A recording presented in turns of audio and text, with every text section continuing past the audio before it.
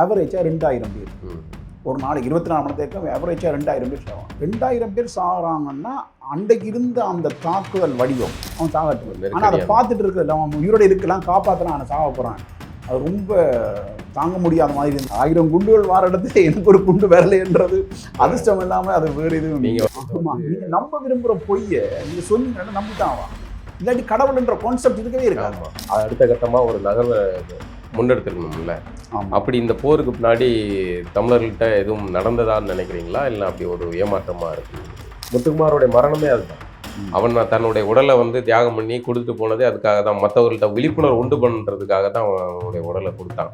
ஆனால் அதையுமே வந்து உள்ளுக்குள்ளே புகுந்து அதை முடக்குனாங்க, அதை மடை மாற்றினாங்க, எல்லாமே நடந்துச்சு. ஆனால் இந்த பிரச்சனை என்னன்னா, இந்த இடத்துல விட்டா இனி இல்லை, இந்த பாயிண்ட்ல விட்டா இனி இல்லை. மொத்தமாக இல்லை டாலர் காலியாகும், உடனடியாக காலியாக போகிறது இன்டர்நேஷனல் மணி. லைன்ஸ் மீடியாவுக்கு நீங்கள் அளித்து வரும் ஆதரவுக்கு மிக்க நன்றி. தொடர்ந்து எங்களுடன் இணைந்திருங்க. லைக் பண்ணுங்கள், சப்ஸ்கிரைப் பண்ணுங்கள், நண்பர்களுக்கு பகிருங்க. நாம் இணைந்து பயணிப்போம். வணக்கம் நண்பர்களே. இன்றைக்கி நம்ம கூட உரையாடுறதுக்காக இணைந்திருப்பவர் ஈழத்தைச் சேர்ந்த எழுத்தாளர் குணா கவியழகன் அவர்கள். நிறைய புத்தகங்கள் எழுதியிருக்காங்க. முக்கியமாக வந்து நம்ம அவர்கிட்ட உரையாடுறதுக்காக நிறைய விஷயங்கள் இருக்குது. 2009 முள்ளிவாய்க்கால் இனப்படுகொலைக்கு பின்னாடி அங்கே இருக்கிற சூழல், தமிழர்களுடைய அரசியல் நிலவரம், அவர்களுடைய வாழ்வாதாரம் உட்பட பல்வேறு விஷயங்களை கூட நம்ம பேச போகிறோம். வணக்கம். வணக்கம். நல்லா இருக்கீங்களா? நல்லா இருக்கு. நல்லா சிறப்பு மகிழ்ச்சி. ஒரு எழுத்தாளராக வந்து உங்கள்கிட்ட பேசுகிறதுக்கு நிறைய விஷயங்கள் இருக்குது. மற்றவர்களோட உரையாடுறதை விட ஒரு எழுத்தாளர் கூட, அதுவும் குறிப்பாக நீங்கள் அங்கே வந்து ஊடகத்துறையில் பணிபுரிந்தவர் அப்படிங்கிற அடிப்படையில் நம்ம அங்கே இருக்கிற கள நிலவரமும், குறிப்பாக 2009 அந்த இறுதி யுத்தத்தின் போது கடைசி நாட்கள் வரை அங்கே களத்தில் இருந்த ஒரு மனிதராக வந்து நிறைய விஷயங்கள் தெரிஞ்சுக்கிட விரும்புகிறேன். முதல்ல நம்ம குணா கவியழகன் அப்படிங்கிற எழுத்தாளர் யார் அப்படிங்கிறதுலேருந்து போயிடலாம். குணா கவியழகன் எழுத்தாளர் வந்து சின்ன வயசே, ரொம்ப சின்ன வயசுலேயே வந்து நான் பள்ளிக்கூடத்தை நோக்கி சமூக வாழ்க்கையில் இணைஞ்ச ஒரு ஆள், போராட்ட அரசியலோட இணைஞ்சிருந்த ஒரு ஆள். ஸோ அதுலேருந்து தான் என்னுடைய பயணம் ஆரம்பிக்கிறது. எந்த ஊர் பகுதி, எந்த பகுதி நீங்கள்? நான் யாழ்ப்பாணம் தான். யாழ்ப்பாணம். ஆனால் 83 வரைக்கும் கொழும்பில் இருந்தேன். அப்போ அங்கே தான் ஒர்க் பண்ணிட்டு இருந்தார். ஸோ இப்போ 77ஆம் ஆண்டு கலவரத்தில், அப்போ நான் சின்ன பையன், 77ஆம் ஆண்டு கலவரத்தில் அடி விழுந்து இங்கே வாரோம் யாழ்ப்பாணத்துக்கு வந்து, அப்புறம் மறுபடி திருப்பி கொழும்பு போய் கொழும்புல தான் வீடெல்லாம் இருந்துச்சு. 83ஆம் ஆண்டு திருப்பி கலவரம் வந்து அதில் கொஞ்சம் பயந்து அந்த சாவுகள், மரணங்கள், அதுகள்லாம் பார்த்ததோட அப்பா வேலையை ரிசைன் பண்ணிட்டார். அப்போ கவர்மெண்ட் சர்வெண்ட்டாக சார்ட்டர்ட் அக்கௌண்டாக இருந்தார். ரிசைன் பண்ணிவிட்டு வீட்டையும் கையை விட்டு அப்படியே சிறு வயதுலேருந்தே இதை எல்லாத்தையும் பார்த்துக்கிட்டே இருக்கீங்க. அந்த 83 தான் அது ஒரு பெரிய ஒரு மனப்பதிவு எங்களுக்கு. அதுதான். ஸோ அங்கே அப்போ அதுக்கு பிறகு தான் கொழும்புலேருந்து சொந்த ஊருக்கு திரும்புகிறோம். சொந்த ஊருக்கு திரும்பி அன்றைய நாள் எப்படி இருந்தது? அந்த கொழும்பு காலம், அந்த நினைவுகள் இருக்கா உங்களுக்கு? அந்த எனக்கு நினைவுகள் இருக்கு. அப்போ எனக்கு 8 வயசு இருக்கும். அந்த நினைவுகள் இருக்குது. அது வந்து ஒழிச்சிருந்தது, நம்மளை ஒழிச்சு வச்சிருந்தது. ஆனால் சிங்கள ஆக்களும் வந்து அதை எங்களை காப்பாற்றுறதுல ஒரு பகுதி இருந்துச்சு. ஒரு பகுதி எல்லாரும் மோசமானவர்கள் கிடையாது. ஆமாம். அது வந்து இப்போ அப்பாவோட ஒர்க் பண்ணுறவங்க அவங்க கூட்டிகிட்டு போனவங்க. ஆனால் அதே மாதிரி மாமாவுக்கு ஒரு துயரம் நடந்துச்சு. கூட்டிகிட்டு போனவங்களே கூட்டி கொண்டு போய் வெட்ட கொடுத்துட்டாங்க. கொண்டு போய் அந்த அவருக்கு ஒரு ட்ரோமா ஆயிடுச்சு என்னுடைய தாய்மாமனுக்கு. அவங்களே வந்து காப்பாற்றி கூட்டி கொண்டு போகிற மாதிரி கூட்டி கொண்டு போய் 2 கவர்மெண்ட் வெஹிக்கிள் தான் கூட்டிகிட்டு போகணும். முதலாவது வெஹிக்கிளில் விழுந்தவங்கள வெட்டி கொண்டு வந்தோடனே 2வது வெஹிக்கிளில் அதுக்கு தான் கூட்டிகிட்டு போனான். ஆனால் டக்குன்னு மனம் மாறிட்டு அவனே இழுத்து கொண்டு ஓடி தப்பி கொண்டு போய் அவரை சேஃப்கார்ட் பண்ணிட்டான், காப்பாற்றி விட்டுட்டான். ஆனால் கேள்வி என்னட்டா, அவனும் தெரிஞ்சுதான் கொண்டு போய் லாஸ்ட் மினிட்ல அந்த பார்த்த உடனே நல்ல வேலை முதல் வேனில் கூட்டு அதே 2வது ஈவெண்டோடய தப்பினார். அவர் அப்படியே பயந்து அதை ரிசைன் பண்ணிட்டு வேலையை என்ஜினியராக இருந்தார் இருந்தார். அப்போ அந்த ஸ்டோரியில் அந்த பயம் அதெல்லாம் ஒரு பெரிய மனப்பதிவாக மாறிடுச்சு.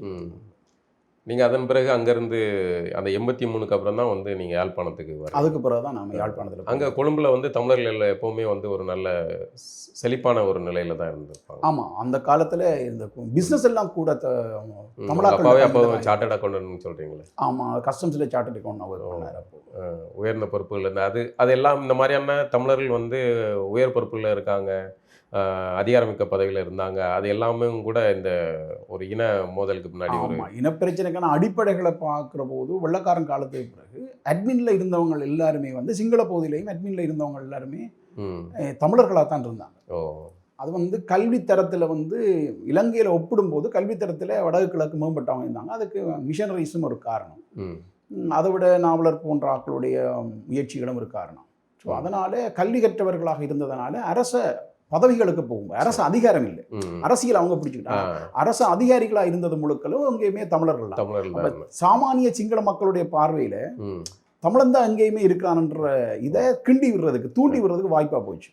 ஆனால் சாமானிய சிங்கள மக்கள் 2 பதவி இருக்குது. ஒன்று படித்தவர்கள், தமிழர்கள் என்றால் படித்தவர்கள், அறிவாளிகள் என்ற ஒரு பிம்பம் வந்து அவங்களுக்கு உருவாயிடுச்சு.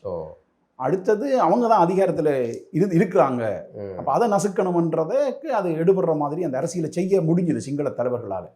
ஸோ அந்த புத்திசம் அந்த இதை கொண்டு வரும்போது, சிங்கள புத்திசம் அந்த ரேசிசத்தை கொண்டு வரது அவங்களுக்கு ஈஸியாக இருந்தது ஆரம்பத்தில். அதுக்கு பின்னாடி மதம் வந்து ஒரு பெரிய பங்கு வகித்தது. ஆமாம். நீங்கள் அங்கேருந்து வந்த பிறகு உங்களுடைய படிப்பு இதெல்லாம் என்ன இருந்தது? எப்படி இதுக்குள்ளே வந்தீங்க? இந்த அரசியல் களத்துக்கு எப்படி வந்தீங்க? ஏன் நீங்கள் வந்து படிச்சுட்டு வேறு ஏதாவது நல்ல வாழ்க்கை அந்த நோக்கி போகாமல் இதுக்குள்ளே ஈர்க்கப்பட்டது எப்படின்னு? அதான் சொல்கிறேன், சின்ன வயசுலேருந்து அந்த ட்ரோமா வந்துடுச்சு. இப்போ எக்ஸாம்பிளுக்கு சும்மா நம்ம ஸ்டோரியை சொல்லணும்னா, இப்போ 83க்கு இங்கே வரோம். இங்கே வந்த பிறகு 83 பிறகு போர் சூழல் உருவாகிடுச்சு, ஒரு சிவியராக உருவாச்சு. எல்லா வீட்டிலையும் இருந்தே என்னோட மாமன் மாதிரியான ஆக்கள் வந்து போராட்டத்துக்கு போகிறதும் இது எல்லாத்தையும் நான் பார்க்குறோம். இப்போ சின்ன வீட்டில் ஒரு உரையாடல்கள் எப்படி இருக்குமெண்டா, சப்போஸ் இராணுவம் வந்தால் யார் எப்படி தப்பணும், இது கொழும்புல உருவாகினது. ஒருத்தர் பார்க்கக்கூடாது, அவர் ஓடணும், எங்கே போய் சந்திக்கிறது, ஓடினா எங்கே போய் லாஸ்ட்டாக போய் ஒரு மீட்டிங் பாயிண்ட் வந்து நம்ம வீட்டிலேயே பேசி வச்சு அதை இங்கே வச்சு இப்போ தப்புறதுக்கு முன்னாடியே நம்ம வந்து பேசி வீட்லேயே ஒரு உரையாடல் இருக்கும். அப்போ சின்ன வயசு தானே, இது ஒரு பயங்கரமாக இருக்கும்.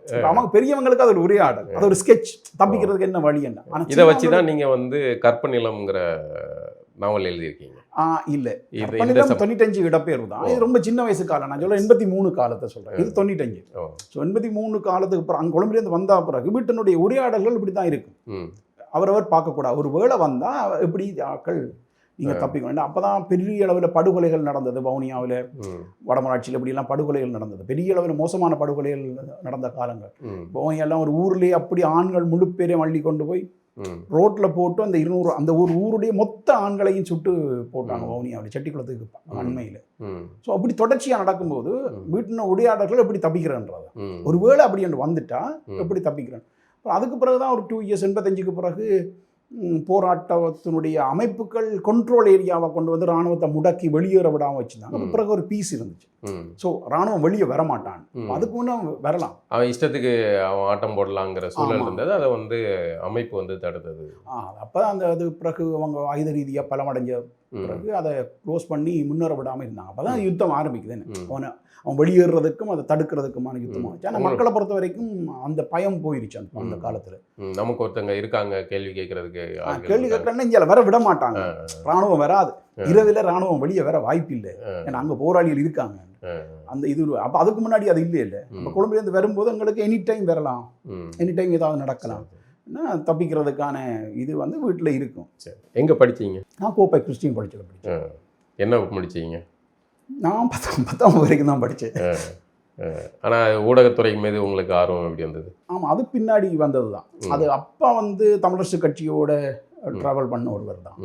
ஸோ அரசியல், நேரடி அரசியல் இருக்குல்ல, ஆனால் தமிழரசு அப்போ அதனால இந்த பொலிட்டிக்ஸ், அந்த ஸ்ரீலங்கன் பொலிட்டிக்ஸ் பற்றின ஒரு நாலேஜ் வந்து அவர் வீட்டில் பேசி என்ன மாதிரி நடந்துச்சுன்றதை வந்து. இல்லை, நான் எது கேட்குறேன்னா, ஒரு எழுத்து சார்ந்த துறைக்கு வர்றதுக்கு ஏதாவது ஒரு ஆர்வம் நமக்கு ஏதாவது ஒன்று இருக்கும். யாரோ ஒரு எழுத்தாளர் மீதான ஈர்ப்பு வந்திருக்கும், அவருடைய வாசிப்பு இருந்திருக்கும். அந்த புள்ளியிலேருந்து இதுக்குள்ளே வந்தீங்களா? அந்த போர் சூழலுக்கு நடுவில் உங்களுக்கு இதை வாசிக்கிறதுக்கான சூழல்லாம் எப்படி இருந்தது அப்படிங்கிறது? வாசிப்பு பழக்கம் இருந்துச்சு. நான் பாடசாலை படிப்பை நிறுத்தி கொண்டிருந்த தவிர நான் கற்றுக்கொள்றதை நான் நிறுத்தவே இல்லை. அது தொடர்ச்சியாக நான் ஈவன் பள்ளிக்கூடத்தில் இருக்கும்போது நான் ஒரு 13 வயசுலேருந்தே என்னுடைய கற்றல் சிலபஸுக்கு வெளியில தான். ஒரு அது வாசிப்பு வேற இல்லை, அது உலகம் வேற இல்லை. 13-12 வயசு அப்புறம் என்னுடைய 2வது அக்கா வந்து அதிகமாக சிலபஸுக்கு வெளியே வாசிப்பாங்க. அவங்க வந்து புக்ஸ் எடுத்துகிட்டு வருவாங்க யூனிவர்சிட்டி லைப்ரரியிலேருந்து. அவங்க என்ன படிக்கிறாங்கன்ற ஆர்வத்தில் களவா எடுத்து அதெல்லாம் படிக்கிறது. அப்போ ஃபிலோசஃபி படிப்பா, ஹிஸ்ட்ரி படிப்பா, இதெல்லாம் எந்த படிக்கிறாங்கன்னு அப்போ நான் எடுத்து களவா படிக்கிறது. அப்படி அந்த படித்ததுனால ஸ்கூல் சிலபஸ் வந்து ரொம்ப சில்லியாக போயிட்டு எனக்கு. நம்ம அதை தாண்டி போய்கிட்டு இருக்கோம். இவ்வளோ புத்தகம் இருக்கு, இதை 1 வருஷமா வச்சு படிச்சுட்டு இருப்பாங்க, இந்த புத்தகத்தை 1 வருஷமா படிப்பிக்கிறீங்கன்ற மாதிரி தோண தோங்கிட்டு. ஒரு 14-15 வயசுலேருந்தா ஒரு 1 இயரா இதை வச்சு படிக்க என்னதான் இருக்குன்னு அந்த மாதிரி தோண தோங்கிட்டேன். நான் 12 வயசுலேயே அவங்க படிக்கிற புத்தகத்தை வம்படியாக எடுத்து படித்து அப்படி வர தோங்கிட்டேன். ஸோ நாலேஜை வந்து வெளியில் புத்தகங்கள் படிக்கிற பழக்கம் வந்து அப்படி அந்த மாதிரி உருவாக தோங்கிட்டு. அது அந்த சின்னக்கா படித்த புத்தகங்களை படித்ததுனால வந்தது தான். சரி. அப்புறம் எனக்கு என்னுடைய வயசு ஆக்களோட எனக்கு மேட்ச் ஆக மாட்டேன். அப்போ என்னோட ஒரு 15 வயசு ஏன்னா நம்ம சிந்தனையில் மேலே போயிட்டோம். ஆமாம், இவங்க கூட நம்மளை உரையாடுறதுக்கு ஒன்றுமே இருக்காதுல்ல. புத்தக வாசிப்பில் இருக்கவங்களுடைய சிக்கல் என்னென்னா, அவங்க வாசிப்பு தளம் எல்லா விஷயங்களையும் அறிஞ்சிக்கிடுவாங்க, பேசி இது பண்ணிக்கிடுவாங்க, உள்வாங்கிக்கிடுவாங்க. ஆனால் அவர்கள் வயதை ஒத்தவர்கள் வந்து புத்தக வாசிப்பு இல்லாதவர்கள் வந்து அவர்கள் வயதுக்கு ஏற்ற பண்ண இதோட தான் இருப்பாங்க. அப்போ அவங்கள்ட்ட உரையாடுறதுக்கான இருக்கா நமக்கு மேலே நமக்கு பெரிய ஆள்கள் கூட பேசுறதுக்கு தான் நமக்கு என்னை விட 20 வயசு மூத்தவங்களோட இப்போ அவங்கெல்லாம் கிழவனுங்க, சாக போகிறானுங்க, எல்லாம் செத்துட்டானு. அவங்களோட தான் என்னுடைய உரையாடல் இருக்கும். அப்போ அவங்களும் என்ன சேர்த்துக்குவாங்க. 2009 இறுதி யுத்தம் காலத்தின் கடைசி நாட்கள் வரைக்கும் இருந்தவர்கள் அப்படிங்கிற ஒரு அனுபவம் இருந்தாலும் காலத்தை நீங்கள் அங்கே ஒரு எழுத்தாளர் அப்படிங்கிறனால கேட்குறேன். அந்த போர் துவங்குவதற்கு முன்னாடி வரைக்கும் ஒரு சமான காலம் இருந்ததில்ல. ஒரு தீர்வை நோக்கி நகரும் சூழல் நகரும் அப்படிங்கிற ஒரு நம்பிக்கையை நோக்கி போயிட்டு இருந்தது. மக்களுடைய அந்த போருக்கான எந்த முகாந்தரமும் இல்லாத மாதிரியான ஒரு நகரம் போயிருக்கும்ல. அந்த காலம் எப்படி இருந்ததுன்னு கேட்குறேன். அந்த காலம் வந்து ரொம்ப நம்பிக்கையாக இருந்தது. அதாவது நாம் பட்ட கஷ்டத்துக்கு கொடுத்த விலைக்கு ஒன்று அடைஞ்சிடுவோம்ன்ற நம்பிக்கை வந்து மக்களுக்கு வந்து பெரிய அளவில் இருந்துச்சு. ஏன்னா இப்போ இந்த போர் வந்து ஒரு ஆயுத குழுவாக இருந்து உள்நாட்டு அரசியலில் தாக்கம் செலுத்துகிற அரசியல் அமைப்பாக மாறிடுச்சு. அப்போ உள்ளூர் அரசாங்கம் பேச்சுவார்த்தையை இந்த தரப்போட தான் நடத்தணும். அப்போ இது விட்டு கொடுக்காத தரப்பு, நேர்மையான தரப்பு என்ற நம்பிக்கை வந்தோம்னா மக்களுக்கு அது லீடர்ஷிப்பாக மாறுது. இது ஒரு ஸ்டேஜ். இது ஒரு 87 திம்பு பேச்சுவார்த்தையோடு அது உருவாயிட்டு. இந்தியா உருவாக்கின திம்பு பேச்சுவார்த்தையோடு அது உருவாயிடுது. ஆயுத குழுக்கள்லாம் அவங்களுக்கு ஒரு தீர்வு எடுத்து தரப்போகிறாங்க. ஸோ அது வந்து அரசியல் அந்தஸ்தை பெற்றுட்டுது. அது 86 அது பெறும்போது பிராந்திய வல்லரசு தான் அதை கோஆர்டினேட் பண்ணுது. அதனால பிராந்திய அளவில் இது ரெகனைஸ்ட் ஆகுது ஒரு ஸ்டெப் எடுத்து. நீங்கள் அந்த தலைவர் அவர்களுடைய அந்த பத்திரிகையாளர் சர்வதேச பத்திரிகையாளர் சந்திப்பு அந்த காலத்தில் அங்கே இருந்தீங்களா? நீங்கள் ஒரு பத்திரிகையாளராக இருந்தேன். அந்த அனுபவத்தை சொல்லுங்களேன். அது உள்ளூர் பத்திரிகையாளருக்கு விட வெளியூர்ல இருந்து வந்த பத்திரிகையாளர் தான் முக்கியத்துவம் கொடுத்தாங்க. ஸோ வெளியூர் பத்திரிகை அதான் நோக்கமே அதுதானே. வெளியூர் பத்திரிகை எல்லா பிரச்சனையும் வெளியே போய் சேரணும், என்ன நடக்குது அப்படிங்கிறது. முதல் முறையாக மீடியாவுக்கு முன்னால தோன்றாரு. அதாவது இந்த ஆரம்பத்தில் இந்தியாவில் இருந்ததுக்கு அப்புறமா முதல் முறை தான். அப்போ உள்ளூர் பத்திரிகையாளருக்கு அவ்வளவு கொடுக்கல. ஏன்னா அவங்க எப்போ வேணும்னாலும் போயிட்டு எடுத்துக்கலாம், என்ன எடுத்துக்கலாம்ன்றது தான். ஆனால் அந்த எக்ஸ்போஸ் ஆகின விதம் இருக்குதானே. இந்த போராட்டம் வந்து பயங்கரமாக எக்ஸ்போஸ் ஆயிடுச்சு. இன்டர்நேஷனல் வைஸாக வந்து எக்ஸ்போஸ் ஆயிடுச்சு. அதோட ஒரு இன்டர்நேஷ்னல் பொலிட்டிக்ஸில் வந்து ஒரு நெரேட்டிவை வந்து உருவாகிடுச்சு. அது உருவாகினதால தான் மக்களுக்கு ஒரு நம்பிக்கை வந்துச்சு. தலைவர் வெளியே வந்தது, பேசினது, அப்புறம் அது ஒரு நெரேட்டிவாக மாறினது மீடியாவில். ஸோ இன்டர்நேஷ்னல் மேஸ் மீடியாவில் அது ஒரு பேசு பொருளாக மாறி அதுக்கு ஒரு முக்கியத்துவம் கொடுத்தோம்னு நம்ம ஒரு இடத்துக்கு வந்துட்டோம் என்ற ஃபீல் வந்து மக்களுக்கு, நம்ம இலக்க நோக்கி கிட்ட நெருங்கிட்டோம் அப்படிங்கிற ஒரு நெருங்கிட்டோன்ற இது வந்துருச்சு. ஏன்னா அந்த ஒப்பந்தமே அப்படித்தானே, சமதரப்பாக ஏற்றுக்கொண்ட சமதரப்பு ஒப்பந்தம் தானே. அந்த ஒப்பந்தத்தில் இவங்க வச்சிருந்த தமிழக தரப்பு வச்சிருந்த காவல்துறை, நீதிமன்றம் சுங்க வரியை கூட அக்செப்ட் பண்ண வேண்டிய கட்டாயத்துக்கு கவர்மெண்ட் வந்துட்டு இந்த பகுதிக்கு வடக்கு கிழக்குக்கு சுங்க வரி நாங்கள் தனியாக போட்டுக்குவோம், அங்கேருந்து பொருள் வந்து அங்கேருந்து திருப்பி வந்தால் ஏற்றுமதி சுங்கம் போட்டுக்குவோம். ஸோ அதை அக்செப்ட் பண்ணி தான் அந்த எக்ரிமெண்ட் நடந்துச்சு. அப்போ ஒரு தனிநாட்டுக்குரிய எலிமெண்ட்ஸ் அதில் இருக்கு.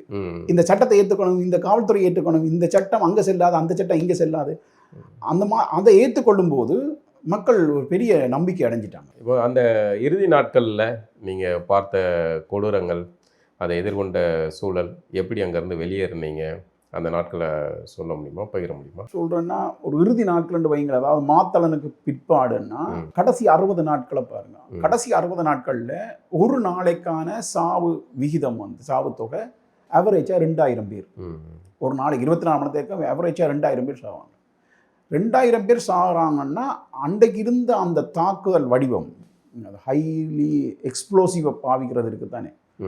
ஏர் அட்டாக்கையும் இதையும் பாவிக்க, அதனால் வர கேஷுவலிட்டிஸ் அடையோர் வந்து இப்போ ஆவரேஜ் ஆஃப் நார்மலாக 4 மடங்கு இருக்குமெண்டா இது 6 மடங்கு இருக்கும். அப்போ 12000 பேர் ஆவரேஜாக வந்து காயப்படுவாங்க. இதில் 12000 பேர் காயப்பட்டால் இதில் ஒரு 3000 பேர் சிவியர் ஆயிடுவாங்க, ஊனமடைஞ்சவங்களாக மாறுவாங்க, இல்லை காப்பாற்ற முடியவங்களாக மாறுவாங்க. அதுக்கு அடுத்த பொசிஷனில் ஒரு 3000 இருக்குது. சாதாரண காயம் ஒரு 3000 இருக்குது. இப்படி ஒரு 4 கேட்டகரியாக பிரிக்கலாம். சீரியஸாக சாவாங்க விடுவாங்கன்ற ஒன்று, அதுக்கு அடுத்ததாக ஊனமடைவாங்க தப்புவாங்க ஆனால் ஊனமடைவாங்கன்னு ஒன்று, அடுத்தது ஒரு 6 மாதத்துக்கு மேற்பட மெடிக்கல் நீடு உள்ளவங்க ஒன்று, மற்றது சாதாரண காயம். 12000 பேர் காயம் விடுவாங்க. அப்போ ஒரு நாளைக்கு உங்களுக்கு கேஷுவலிட்டிஸ் என்று பார்த்தா இறந்தவங்களும் இதுவும் சேர்த்தா 14000 பேர் ஒரு நாளைக்கு. அப்போ கணக்கு பாருங்க எப்படின்னு. சுற்றி எல்லாம் எங்க பார்த்தாலும் ரத்தமாக தான் இருக்கு. இதை காயப்பட்டவன் அப்படி வச்சுட்டு தான் நம்ம பார்க்கணும். நாய்ச்சினே தெரியும் நம்மளுக்கு செத்து போவாங்க. பின்னேத சாவான்னு தெரியும். ஹாஸ்பிட்டலில் கொண்டு போய் போட்டால் யாருக்கு ட்ரீட்மெண்ட் செய்கிறது? எத்தனை பேர் தியேட்டருக்கு எடுக்கிறது? ஹாஸ்பிட்டல்னு ஒன்று இல்லை, டாக்டர்ஸ் இருக்காங்க, தியேட்டரை வந்து பங்கருக்குள்ளே செட் பண்ணியிருக்காங்க, இல்லை ஒரு வீடு எடுத்து செட் பண்ணியிருக்காங்க. ஏன்னா ஹாஸ்பிட்டலுக்கு பொம் பண்ண துவங்கிட்டாங்க. மக்களுக்கே ஒரு பயம் வந்துருச்சு, ஹாஸ்பிட்டலுக்கு பக்கத்தில் இருக்கக்கூடாது, ஏன்னா ஹாஸ்பிட்டலுக்கு தான் பொம் பண்ணுறாங்க. அந்த ரெட் கிராஸை கட்டினாலே இதில் பொம் பண்ணுவான்ற மாதிரி ஒரு ஃபீல் வந்துருச்சு. வழக்கமா வந்து ரெட் கிராஸ் கட்டினா வந்து அங்க பாதுகாக்க யுத்தத்தின் ஆரம்பத்தில் அப்படிதான் இருந்துச்சு. ஹாஸ்பிட்டலை சுற்றி தான் மக்கள் ஓடி போயிருப்பாங்க, ஏன்னா இங்கே தாக்க மாட்டாங்க. பள்ளிக்கூடத்தை சுற்றி இருக்கிறது, கோயிலை சுற்றி இருக்கிறது, இந்த மாதிரினா இங்கே தாக்க மாட்டாங்க. பிறகு அப்புறம் அது டோட்டலாக மாறிச்சு. ஹாஸ்பிட்டல் இது கட்டினால எழுப்பி ஓடிடுவாங்க, இன்னைக்கு கண்டிப்பாக அடிப்பாங்க. அந்த மாதிரி ஃபீல் வேற தங்கிட்டு விசுவமடுவுக்கு பிறகு, அதாவது ஜனவரி மாதத்துக்கு பிறகு அது உருவாங்க. அடுத்தடுத்து தாக்க வாங்கின எல்லாமே வந்து ஹாஸ்பிட்டலில் தாக்கினாங்க. அதோட அந்த பயம் வந்துச்சு. ரெட் கிராஸும் அப்போ போயிடுச்சு. அப்போ ஹாஸ்பிட்டல் வந்து இங்கே மரவிடங்கள்லாம் இயங்கிட்டு தூக்கிக்கொண்டே ஒரு நாள் 10,000 பேரை போட்டால் யார் ஆப்ரேஷனுக்கு எடுக்க என்ன செய்ய முடியும்? அப்போ ஒன்றும் பண்ண முடியாது. இப்போ ஏதோ அவங்களால முடிஞ்சதை தான் பண்ண முடியும். லக் பை சான்ஸாக யாருக்கு ட்ரீட்மெண்ட் கிடைக்குதோ அவன் தப்புவான். டாக்டர்ஸுக்கு வந்து எத்திக்கலாக ஒரு பெரிய பிரச்சனை. சிவியராக காயப்பட்டவனுக்கு ட்ரீட்மெண்ட் கொடுக்குறதா, இல்லை அந்த டைமுக்கு சொல்லுங்க ஒரு 2 hours இல்லை ஒரு ஆப்ரேஷனுக்குன்னா அவனை காப்பாற்றுறதா, இல்லை 2 hours பங்கிட்டு அடுத்த ஸ்டேஜில் உள்ளவனுக்கு ஒரு ஃபர்ஸ்ட் எய்ட் பண்ணி அந்த ஒரு சின்ன விஷயங்கள் பண்ணக்கூடியவன் ஒரு 10 பேருக்கு பண்ணிடலாம். அப்போ இது உண்மையிலே எத்திக்கலாக சீரியஸாக உள்ளவனை காப்பாற்றணும். ஆனால் கணக்கு பார்க்க வேண்டிய கட்டாயத்தில் வந்துட்டாங்க. டாக்டர்ஸே என்னோட பதிந்ததான் வந்து எதிக்கலாயே நமக்கு ஒரு பெரிய கிரைசிஸ் ஆகிடுச்சு, மென்டலி கிரைசிஸ் ஆகிடுச்சு. ஏன்னா அது யாரை காப்பாற்றுறதுன்னு, ஒருத்தனை அவன் தான் சாகப்போறான்னு தெரியும், அவனை காப்பாற்றுறது இவனை காப்பாற்றினா கூட அமௌண்ட்டை காப்பாற்றலாம். அப்போ 10 பேருக்கான ட்ரீட்மெண்ட் செய்வோம், அவன் சாகட்டும். ஆனால் அதை பார்த்துட்டு இருக்கிற அவன் உயிரோடு இருக்கலாம், காப்பாற்றலாம், அவனை சாக போகிறான். அது ரொம்ப தாங்க முடியாத மாதிரி இருந்துச்சு. அந்த இதில் தான் உங்களுக்கு வந்து காலில் இல்லை, எனக்கு முன்னாடியே போயிடுச்சு. நான் யாழ்ப்பாண இடப்பெயரில் போயிடுச்சு. ஓ, அப்போவுமே. ஆமாம், சரி. நீ இந்த சூழல் நடுவில் நீங்கள் எப்படி அங்கேருந்து தப்பு நீங்கள் உயிர் பிழைச்சிங்க? இவ்வளோ அது அதிர்ஷ்டம் தான். அது 1000 குண்டுகள் வார இடத்துல எனக்கு ஒரு குண்டு வரலைன்றது அதிர்ஷ்டம் இல்லாமல் அது வேறு எதுவும். நீங்கள் வந்து இந்த கொடூரத்தை வந்து உங்களோட எழுத்தாக வந்து பதிவு பண்ணுறதுக்காக காலம் உங்களை வந்து உயிரோட விட்டு வச்சிருக்குன்னு சொல்லலாமா? அப்படி என்ன ஒரு வசனம் வங்கி எழுதியிருந்தேன். 1000 குண்டுகள் வந்த இடத்துல எனக்காக ஒரு ஒரு ஒரு சிதறலோ ஒரு குண்டோ விரலை என்றது அது நான் செய்த தப்பு கிடையாது. நான் தப்பிச்சது நான் ஒரு தப்பு கிடையாது, அது ஒரு அதிர்ஷ்டம். முன்னாடி ஒருவேளை அதுக்கு ஒரு காரணம் இருக்குமோ என்னவோ. முன்னாடி எல்லாமே சுற்றி மரண ஓலங்களை பார்த்துருக்கீங்க. நீங்கள் ஏற்கனவே பாதிக்கப்பட்ட ஒரு நபர், அதுக்கு நடுவில் நீங்கள் மீண்டு வந்து திரும்ப அதை வந்து படைப்பாக மாற்றுற ஒரு பணியை செய்கிறீங்கல்ல? ஆமாம். உங்களுடைய படைப்புகள் ஒரு 7 புத்தகம் எழுதியிருக்கீங்களா? ஆமாம். என்னென்ன புத்தகங்கள்? நஞ்சுண்ட காடு முதலாவது எழுதினேன். அப்புறம் விடமறிய கனவு, அப்பால் ஒரு நிலம், கற்பநிலம், வனமகு காதை, போருளல் காதை, அடுத்தது நெருப்பாச்சி நீட்டில் 10 ஆண்டுகள் முன்னாடி எழுதினது, கடைசி கட்டில். இந்த படைப்புகள் எல்லாமே இந்த போர் சூழல், இந்த வாழ்வியல் இதோட சார்ந்ததாக மட்டும்தான் இருக்கு இல்லையா?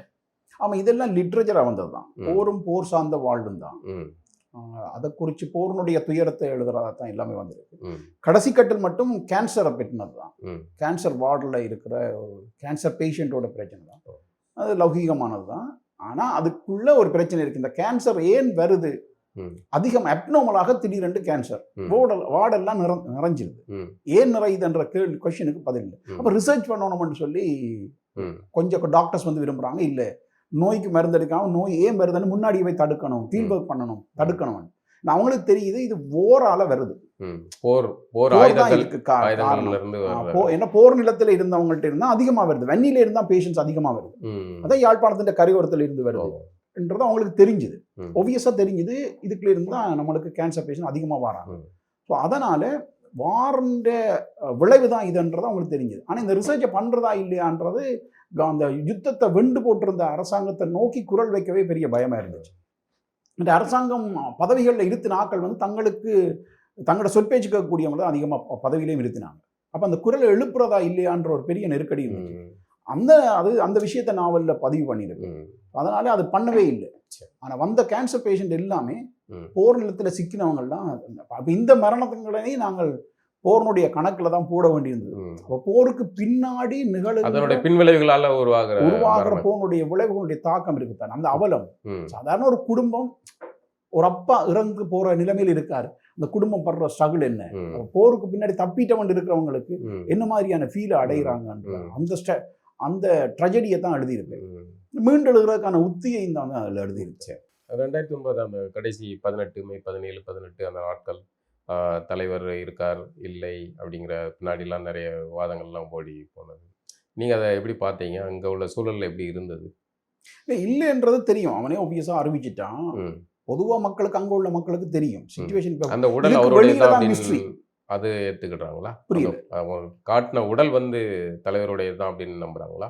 ஆமா, அது அங்க உள்ளவங்களுக்கு தெரியும். அது சின்ன ஒரு தளம்பல் இருந்துச்சு, ஆனா அங்க உள்ளவங்களுக்கு தெரியும் இல்ல, வாய்ப்பு இல்லைன்றது தெரியும். ஆனா களத்துக்கு வெளியே இருந்தவங்க இருக்காங்க, அதாவது வன்னியோட போர் நிலத்துல இருந்த மக்கள் இருக்காங்க, அந்த மக்களுக்கு தெரியும் இல்லை அப்படின்னு, தலைவர் இல்லை அப்படிங்கிறது. ஆனா அதுக்கு வெளியே இருக்கிறவங்க இருக்காங்க, அவங்களுக்கு அது மிஸ்ட்ரி தான், ஒரு மர்மம் தான். அப்ப அந்த மர்மம் என்ன செய்யும், நம்ம விரும்புற பொய் ஒன்றை பிடிச்சிடும். நம்ம மனசுக்கு தேவையான ஒரு ஆறுதலான ஒரு விஷயம். நீங்க நம்ம விரும்புற பொய்ய நீங்க சொன்னீங்கன்னா நம்பித்தான் ஆவா, இல்லாட்டி கடவுள்ன்ற கான்செப்ட் இருக்கவே இருக்காது. அது எப்படி நிக்குது இத்தனை 1000 வருஷமா, இவ்வளவு விஞ்ஞானத்துக்கு பிறகு நிக்குது, இனியும் நிக்கும். நான் சொல்ற கடவுள் கான்செப்ட் உங்களால அழிக்க முடியாது. நம்ம விரும்புற பொய் எனக்கு தெரியும், பொய் எனக்கு நம்ப விருப்பமா இருக்கு. நீங்க நம்ப விரும்புற பொய்யை நீங்க சொன்னீங்கன்னா அந்த மனுஷன் நம்பி ஆவான். நீங்க ஏதோ ஒன்று ஆக போறீங்கன்னு நம்ம விருப்பம் ஒன்று வைங்களேன், அந்த பொய்யை நான் சொல்றேன். அதை இன்னொருத்தர் சொன்னா ஆமா அப்ப நம்ம ஆயிரம் நாளைக்கு யோதனம் இருக்காது இல்லை, இருக்காது இல்லை. அதெல்லாம் நம்ம விரும்புற பொய்யை சொல்லி அதுக்குள்ள கொஞ்சம் பயத்தை காட்டி அந்த பயத்தை காசாக்குறது தான். நம்ம விரும்புற பொய்யை எவன் சொல்றானோ அவனை தேடி போவோம். அதை நோக்கி தானே போவோம். அது மாதிரி அதை வாலி கூட எழுதியிருப்பாப்புல, வந்து இருந்தால் தலைவன் இல்லாவிட்டால் இறைவன் அப்படின்ட்டு தலைவர் ஸ்லோகன் நல்லா இருக்கு. ரியாலிட்டியை புரிஞ்சு கொண்டு நம்ம அடுத்த கட்டத்துக்கு நகர்றது தானே பிராக்டிக்கலான ஒரு விஷயம், அதை செய்ய வேண்டியது. நம்ம விரும்புற பொய்யில தொங்குறதுல ஒன்றும் இல்லை, நம்ம விரும்பாத உண்மை ஒன்று இருக்குல்ல, அங்கதான் நம்ம இருக்கணும்.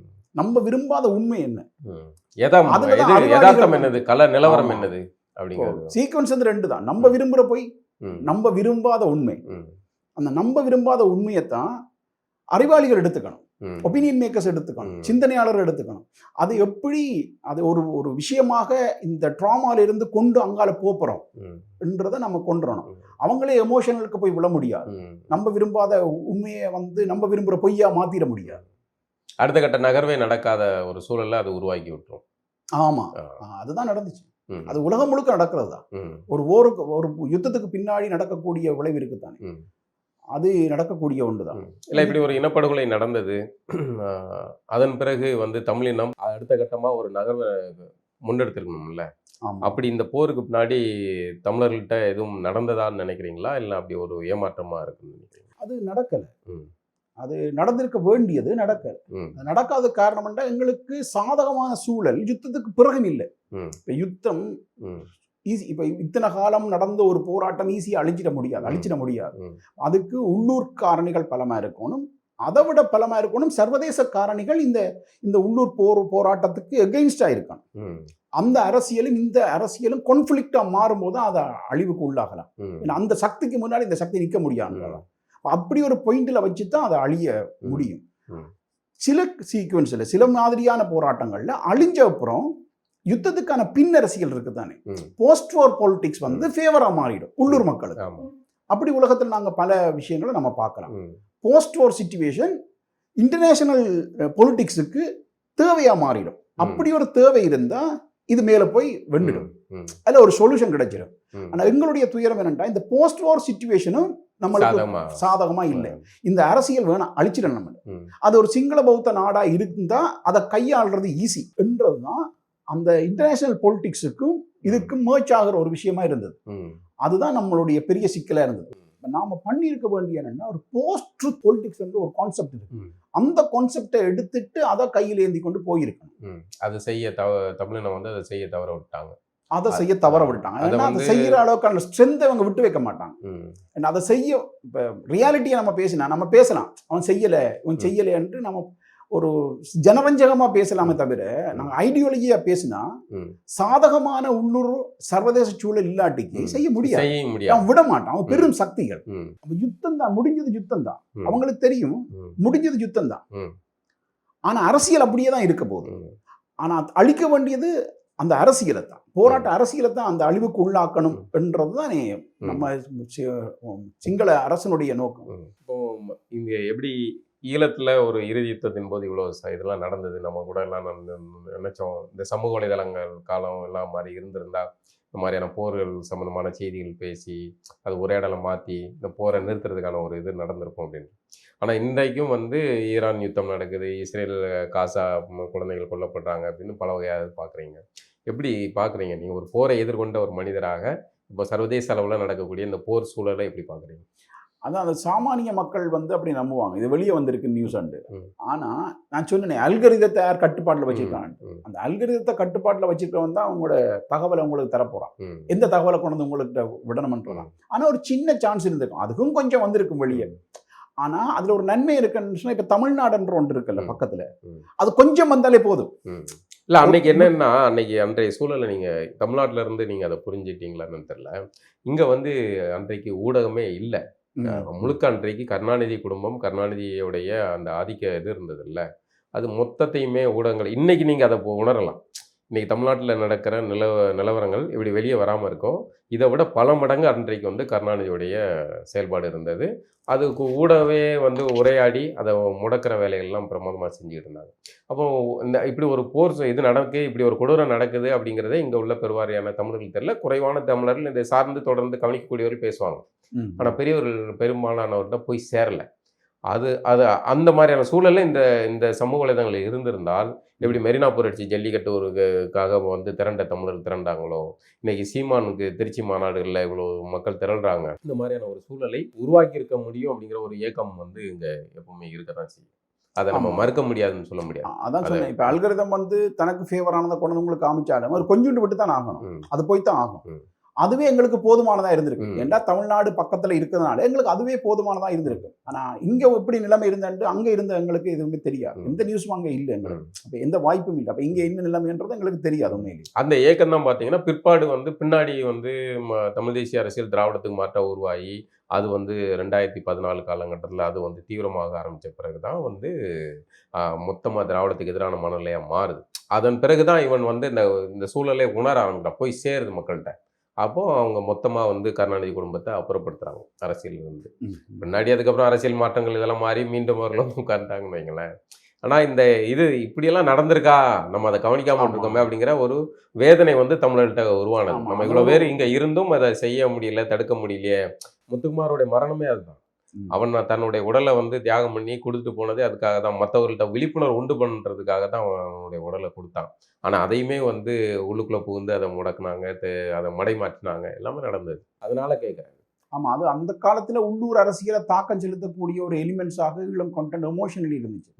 தமிழ் மக்களுக்கு இருக்கக்கூடிய உணர்வு ரீதியான ஒரு கனெக்ஷன் இருக்குல்ல, அந்த எலிமெண்ட்ஸ் வந்து உள்ளூர் பொலிட்டிக்ஸை தாக்கம் அடைய வைக்கிறதுக்காக இருந்துச்சு. ஆனால் அது இப்போ இருக்குமா தெரியல. இப்போ அடுத்த ஜென்ரேஷன் வந்துட்டு, அப்போ இந்த ஜென்ரேஷனுக்கு தெரியாது அங்கே என்ன நடந்துச்சுன்றதோ. அது எமோஷனல் கனெக்ஷன் வந்து இல்லாமல் போயிடுச்சு. அதான் நான் சொன்னேன், எல்லாம் தனிச்சு ரெண்டு சொல்லிட்டு இருக்காங்க. அல்கரிதம் வந்து நீ தனிச்சு வாழு, உனக்காக வாழு, அடுத்தவனை பற்றி அக்கறை வேணாம். அப்போ அதனால அந்த கனெக்ஷனே இல்லை, அரசியல் வெளிப்படுறதே இல்லை, கூட்டு வாழ்க்கை பெற்றினதோ இல்லை கூட்டுணர்வு பெற்றினதோ இல்லை. இல்லை, ஆனால் இன்னைக்கு நீங்கள் ஒரு வாதம் சொன்னீங்க, இன்னைக்கு பண்ண முடியுமான்ட்டு. இன்னைக்கு அது சாத்தியம் இல்லைன்னு தான் நினைக்கிறேன். இன்னைக்கு இவ்வளோ பேரை திரட்ட முடியுது, இன்னைக்கு இவ்வளோ தமிழர்கள் வந்து உணர்வாக வந்து நிற்க முடியுது இல்லை. இந்த கூட்டத்தை நீங்கள் வந்து இன்னைக்கு சீமானுக்கு உதாரணத்துக்கு சொல்லுவோமே, திருச்சி மாநாட்டில் வந்து அந்த பார்த்துருப்பீங்க நீங்கள். அந்த கூட்டம் வந்து அன்றைக்கு போர் நடக்கிற சூழலில் இப்படி ஒரு கூட்டத்தை திரட்டுறதுக்கான வாய்ப்புகள் இருந்திருந்தா கண்டிப்பாக இங்கே ஒரு தாக்கத்தை உண்டு பண்ணியிருக்க முடியும், அதை செஞ்சிருக்க முடியும். மக்கள் திரள் தானே வந்து முடிவு பண்ணுது. மக்கள் திரள் மூலமாக தான் அதிகாரங்கள் ஆட்டங்காணுது. அதை அதை திரள விடாமல் தடுக்கிறதுக்கான யுக்திகள் அன்னைக்கு இருந்தது, அன்னைக்கு சாத்தியம் இல்லை. இன்னைக்கு அப்படி ஒரு சூழல் நடக்காது அப்படின்னு நான் நினைக்கிறேன். அதான் இன்னைக்கு அந்த இந்த வாய்ப்பு இருந்திருந்தா ஒருவேளை அது நிகழ்ந்திருக்கும். அது நிகழ்ந்திருந்தா குறைந்தபட்சம் இப்ப யுத்தத்தை இல்லாம பண்ணணும்ன்றது ஒரு இன்டர்நேஷனல் பொலிட்டிக்ஸோட தீர்மானம். அது எல்லா பவர்ஸோட தீர்மானமா மாறிச்சு. ஆனா குறைஞ்சபட்சம் போராட்டம் காப்பாற்றப்பட்டது. போர் அழிவுக்குள்ளாயிரம் அது அது அது ஒரு அதுக்கான இன்டர்நேஷனல் பொலிட்டிக்ஸ் வந்து அது உருவாயிட்டு. ஆனா போராட்டம் தமிழ் மக்களுடைய போராட்டம் காப்பாற்றப்பட்டிருக்கு. அதாவது நான் சொல்றது மக்களுடைய அரசியல் காப்பாற்றப்பட்டிருக்கு, அவருடைய இருப்பு, அந்த அரசியல் இருப்பு காப்பாற்றப்பட்டிருக்கு. அது குறைஞ்சபட்சமா அது நிகழ்ந்திருக்கும். இப்போ ஈரான் இஸ்ரேல் யுத்தம் அது வந்து சர்வதேச அளவில் நடக்கிற ஒரு போர் சூழல், அதை எப்படி பார்க்குறீங்க நீங்கள்? இந்த போரியல் சார்ந்த விஷயங்களை தொடர்ச்சியாக கவனித்து எழுதுறதுனால ஈரானுடைய போர் பற்றி நான் ஒரு 20 வருஷத்துக்கு முன்னாடியே எழுதியிருந்தேன். ம். ஸோ அது இது லேட்டன்ட் தான் நான் சொல்லுவேன். ஏன் இப்போ இந்த ஸ்ட்ரகிள் வந்து இப்போ அமெரிக்கா ஒரு நம்பிக்கையோட இறங்கிச்சு. ம். அந்த இறங்கினதை அது செய்ய முடியல. ம். அது என்னடா லேட் ஆயிடுச்சு. ம். அமெரிக்காவுக்கு தெரியும் லேட் ஆயிட்டேன். ஆனா இங்க பிரச்சனை என்னன்னா இந்த இடத்துல விட்டா இனி இல்லை. ம். இந்த ஆமா. பாயிண்ட்ல விட்டா இனி இல்லை. ஓ, மொத்தமா இல்லைன்னா டாலர் காலியாகும். உடனடியாக காலியாக போறது இன்டர்நேஷனல் மணி. டாலர் தான் எக்ஸ்சேஞ்சுக்குரிய மணின்றது காலியாக போகுது. அது காலி ஆயிடுச்சுன்னா சூப்பர் பவர்ன்றது காலி ஆயிரும். ஸோ அப்போ இருமுனை உலகம் வந்துடும். ம். சைனா வெர்சஸ் அமெரிக்கான்னு ஒரு ரெண்டு பவர்ஸ் தான் இங்கே இருக்கு. ம். எல்லாத்தையுமே ரெண்டு இருக்கு. ஸோ அந்த ரெண்டு இருக்கு. அப்போ உலகத்தில் அந்த ஒற்றைமுனை உலகத்தினுடைய இந்த அரசியல் ஏற்பாடு இருக்குதான உலகளாவிய ஏற்பாடே கொலாப்ஸ்ட் ஆகிடும். ம். அப்போ ரெண்டை கேட்கும்போது இதுல சப் பவர்ஸ் இருக்கு. Russia, India, Japan, Australia, Brazil, இப்படி இருக்கா ஈரான். இவங்க வந்து பிராந்திய ரீதியாக பலமடைஞ்ச வெவ்வேறு பொட்டன்ஷியல் உள்ளாக்கள். ம். இப்போ ஜப்பான்கிட்ட எக்கானமிக்கல் பொட்டன்ஷியல் இருக்கு. ரஷ்யாவிட்ட மிலிட்டரி அண்ட் டெக்னாலஜிக்கல் ஸ்பேஸ் பற்றின அந்த பொட்டன்ஷியல் இருக்கு. இந்தியாவிட்ட இந்தியன் ஓஷன் கண்ட்ரோலில் இருக்கிற அந்த பொட்டன்ஷியல் இருக்குது. பிரேசிலில் அந்த கண்டத்தினுடைய பெரிய நாடு பிரேசில் தான். அப்போ இதெல்லாம் அதே மாதிரி ஈரான் கல்ஃபினுடைய ஒரு ப்ளூ வாட்டர் நேவியை வச்சிருக்கக்கூடிய ஸ்ட்ரென்த்தான பாரம்பரிய பேரரசு கொண்டது ஈரான் தான். அதே மாதிரி துருக்கி. இப்போ இவங்கள்லாம் ரெண்டு முனை அரசியலை விட மாட்டாங்க. அப்போ இதில் சாரும்போது பல்முனை உலக அரசியல் பல்முனையா இருக்கு. எல்லாரும் கூட்டு சேர்ந்து தான் உலகத்தினுடைய இதை தீர்மானம் எடுக்கணும். இல்ல இந்த போர் முடிவுக்கு வருமா எப்படி தோணுது உங்களுக்கு? இந்த போரா கண்டிப்பா முடியும். முடியும். ஆனால் முடியாம இருக்க முடியாது. உடனடிக்கு முடியும்னு சொல்ல முடியாது. பிரேக் விட்டு தொடங்குவேன். இப்போ வந்து ஒரு பிரேக் வரும். திருப்பி இன்னொரு வழியில முயற்சி செய்வாங்க. நேரடியாக ராணுவம் ரங்கி ஒரு படையை ரக்கி ஈரானை கொலாப்ஸ் பண்றன்னு நடக்காது. நல்லது. நீண்ட உரையாடல். நன்றி. வணக்கம்.